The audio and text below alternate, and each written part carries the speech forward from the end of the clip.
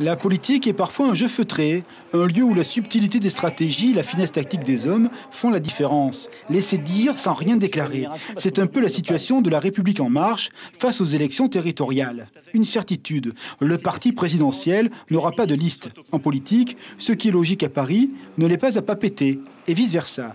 La majorité présidentielle n'a politiquement aucun intérêt à concourir en Polynésie.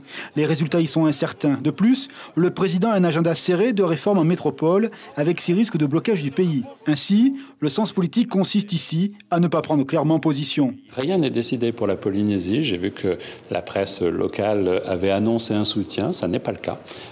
Et donc, je souhaite poursuivre mes échanges avec tous, y compris avec le président Frisch, dont j'ai vu que la presse évoquait le soutien de la République en marche. Ça n'est pas le cas. Mais nous devons poursuivre nos échanges. Les marcheurs polynésiens sont orphelins. Que vont-ils faire? Une liste autonome serait lancée par certains début mars. D'autres seraient, dit-on, tentés de suivre Bruno Sandras, associé à Gaston Floss. Devant cette situation, un bénéficiaire, le président Fritsch, candidat à sa succession.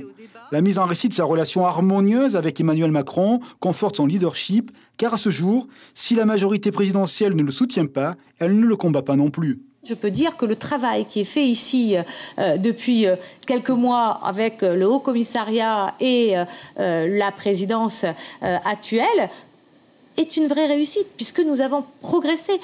À l'heure actuelle, la République en marche semble opter pour un ni investiture, ni soutien formellement déclaré, une position de stratégie politique à lire sous la loupe de la métropole.